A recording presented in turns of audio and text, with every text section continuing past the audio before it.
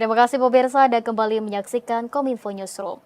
Pemirsa, berdasarkan Undang-Undang Nomor 31 Tahun 1999 junto Undang-Undang Nomor 20 Tahun 2001 tentang pemberantasan tindak pidana korupsi, korupsi ini dibagi menjadi 7 kelompok, diantaranya yakni kerugian keuangan negara, suap menyuap, penggelapan dalam jabatan, kemudian pemerasan, perbuatan curang, benturan kepentingan dalam pengadaan dan gratifikasi. Nah, jenis korupsi yang terakhir yakni gratifikasi ini masih berada di zona abu-abu dan banyak masyarakat yang belum memahami sepenuhnya terkait gratifikasi. Nah, di sisi lain saat ini menjelang Hari Raya Idul Fitri, gratifikasi di kalangan pejabat publik ataupun penyelenggara negara ini berpotensi dapat terjadi. Lalu bagaimana masyarakat khususnya pejabat publik ini agar terhindar dari gratifikasi dan praktik korupsi? Sore hari ini kita akan membahasnya bersama analis pemberantasan tindak pidana korupsi Ibu Lela Luana. Selamat sore Ibu Lela, salam sehat. Selamat sore Mbak, salam sehat. Selamat Iya, sore para Bu. pemirsa di rumah. Iya, terima kasih Bu Lela sudah bergabung bersama kami di sore hari ini. Dan Bu Lela, kita langsung ke inti pembahasan yakni terkait gratifikasi.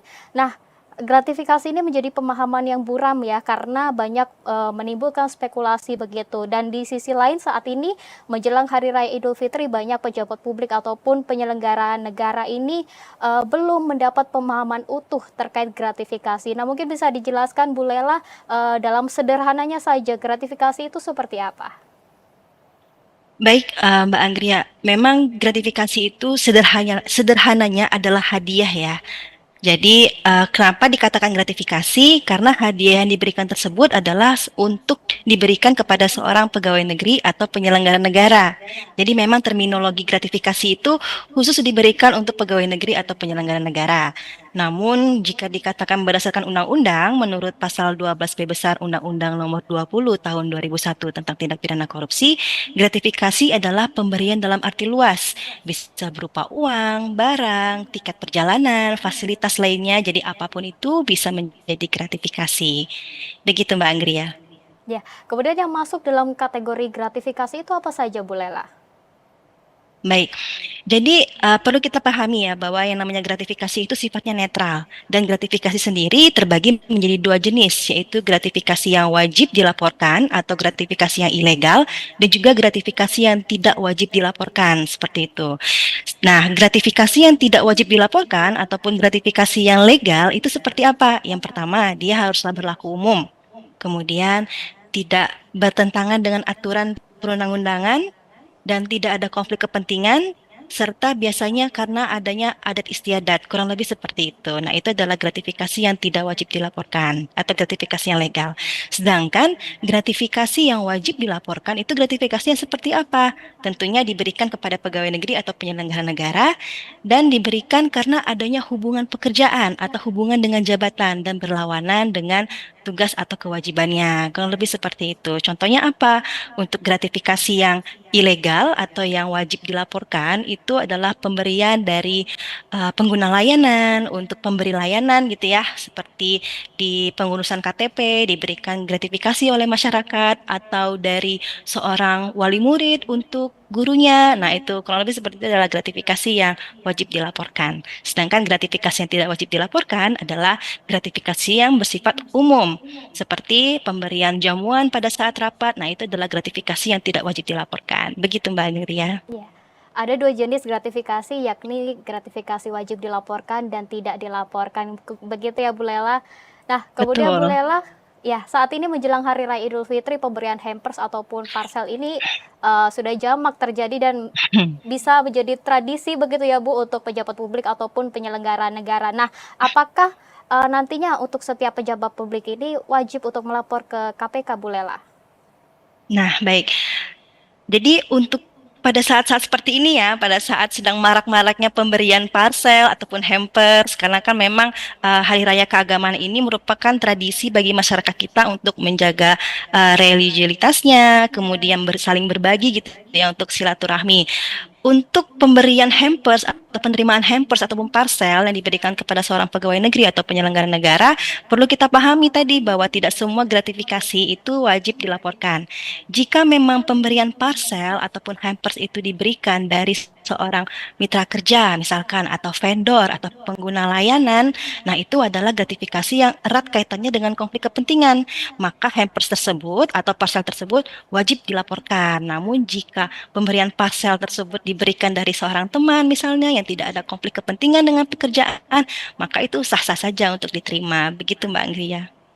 Ya, tergantung konflik kepentingannya begitu ya Bu Lela. Nah, kemudian Betul. mengapa gratifikasi ini selalu rentan menjadi konflik kepentingan bagi penyelenggara negara?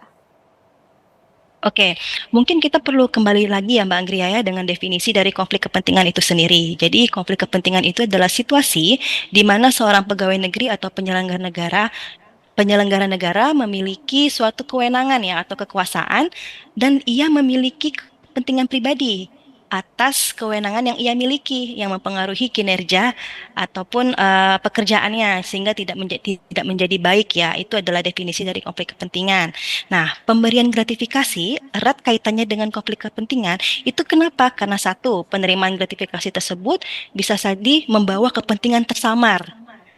Ya, membawa kepentingan tersamar sehingga menimbulkan ingin adanya timbal balik ya antara pemberi dan juga penerima. Dan yang kedua, ia akan mempengaruhi objektivitas dari penerima gratifikasi itu sendiri. Sehingga walaupun terkesan ini kan hadiah biasa ya, ini hanya tanda terima kasih ya, ini sah-sah saja. Namun kita lihat lagi pemberian gratifikasi ini diberikan pasti karena ada kaitannya dengan jabatan yang diemban oleh penerima. Sebagai contoh, Pak Budi. Pak Budi adalah seorang pejabat pengadaan ya. Kemudian dia diberikan gratifikasi dari seorang vendor. Padahal Pak Budi sendiri adalah pihak yang memiliki keputusan apakah vendor ini menang tender di tempatnya atau tidak. Nah, jika Pak Budi bukan seorang pejabat pengadaan, apakah ia masih diberikan gratifikasi? Tentu tidak ya. Nah, itu adalah kenapa pemberian gratifikasi ini erat kaitannya dengan konflik kepentingan. Kurang lebih seperti itu Mbak Anggria. Ya Bu Lela, kemudian seharusnya nantinya sikap penyelenggara negara saat menerima pemberian dari seseorang itu seperti apa Bu Lela? Oke, baik. Di sini konteksnya jika pegawai negeri atau penyelenggara negara tersebut diberikan gratifikasi dari pihak yang memiliki konflik Ya, kepentingan dengan beliau ya. Berarti yang pertama, ia haruslah menolak terlebih dahulu. Tolaklah gratifikasi tersebut dengan sopan, dengan santun. Namun jika tidak dapat ditolak ya, mungkin karena penerimaan atau pemberian gratifikasinya tidak diberikan secara langsung, atau mungkin jika ditolak maka akan terjadi keributan atau akan merusak hubungan pekerjaan seperti itu, maka silakan diterima untuk kemudian dilaporkan ke KPK atau melalui unit pengendalian gratifikasi di instansinya. Jadi jangan lupa untuk dilaporkan. Begitu Mbak Anggria. ya.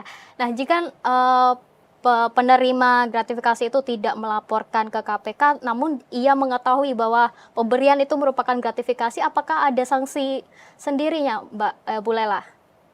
Baik, untuk sanksi bagi seseorang yang menerima gratifikasi ilegal ya, kemudian dia tidak melaporkan, maka menurut pasal 12B besar ayat 2 Undang-Undang Nomor 20 Tahun 2001, pidana bagi pegawai negeri atau penyelenggara negara yang terbukti menerima gratifikasi ilegal dan tidak dilaporkan adalah pidana penjara paling singkat 4 tahun, paling lama 20 tahun atau seumur hidup. Sedangkan untuk pidana denda, paling sedikit 200 juta dan paling banyak adalah 1 miliar. Namun, ancaman pidana ini dapat gugur jika pegawai negeri atau penyelenggara negara tersebut melaporkan ke KPK dalam jangka waktu 30 hari kerja dari sejak tanggal penerimaan terjadi. Begitu Mbak Anggria. Nah, kemudian apakah ada perlindungan bagi pelapor gratifikasi, Bu Lela? Oke, jadi untuk perlindungan ya, KPK di sini menjamin identitas kerahasiaan pelapor gratifikasi, apalagi jika pelapor tersebut melaporkan gratifikasi dengan metode pribadi dan rahasia. Begitu. Namun untuk perlindungan pelapor, dalam hal ini mungkin perlindungan pekerjaannya, di sini kami mendorong instansi untuk membuat aturan internal untuk menjamin perlindungan pelapor ya agar untuk proses SDM pelapor tersebut dari proses mutasinya ataupun promosinya itu tetap dijalankan secara keadilan dan profesional begitu Mbak Anggria. Ya, ada aturan internal untuk menjamin identitas pelapor ya Bu Lela. Betul sekali. Ya, Ya, kemudian untuk melaporkan, hal itu apakah bisa dilaporkan secara online atau dari KPK sendiri memang sudah menyediakan, aplikasi khusus untuk laporan gratifikasi, Bu Lela? Oke, jadi untuk melaporkan gratifikasi itu sendiri, Mbak Anggria, kita bisa yang pertama melaporkan langsung ke KPK melalui aplikasi gratifikasi online yang dapat di-download di Apple Store seperti itu atau di Google Play dengan kata kunci Gol KPK. Nah, atau juga dapat melalui website di gol.kpk.go.id. Ini jika pelapor tersebut ingin melaporkan gratifikasi secara langsung gitu ya ke KPK. Namun jika pelapor merasa kan ada rasa tidak enak gitu untuk melaporkan secara langsung, biasanya juga di dalam instansi ada yang namanya unit pengendalian gratifikasi. Nah, dari pelapor tersendiri dapat melaporkan gratifikasi kepada UPG untuk kemudian diteruskan ke KPK melalui aplikasi Gol. Begitu Mbak Anggria. Ya, terakhir Bu Lela, bagaimana cara meminimalisir agar, tidak terjadi gratifikasi begitu di lingkungan penyelenggara negara? Oke, baik. Yang pertama adalah tentu kita harus ada komitmen ya, komitmen dari pimpinan. Kita harus membangun dulu komitmen dari pimpinan untuk menjalankan yang namanya program pengendalian gratifikasi. Kemudian dari program pengendalian gratifikasi itu sendiri terus dijalankan dengan memberikan internalisasi pemahaman edukasi mengenai bahaya dari korupsi dan juga gratifikasi itu sendiri. Sehingga diharapkan dengan adanya komitmen dari pimpinan dan berjalannya program pengendalian gratifikasi di instansi, diharapkan untuk adanya gratifikasi di instansi itu sendiri dapat diminimalisir. Kurang lebih begitu, Mbak Anggria. Ya, adanya komitmen dari pimpinan dapat menjadi salah satu cara ya untuk meminimalisir gratifikasi di lingkungan penyelenggara negara. Bu Lela, terima kasih sudah bergabung bersama kami di dialog sore hari ini. Salam sehat selalu, Ibu Lela. Ya, sama-sama Mbak Anggria. Selamat sore semua. Dan pemirsa, itulah ragam informasi yang kami kemas untuk Anda, dan dapatkan informasi lainnya di kanal Kominfo Newsroom atau melalui sosial media GPR TV. Saya Anggria Ratri, selamat sore dan sampai jumpa.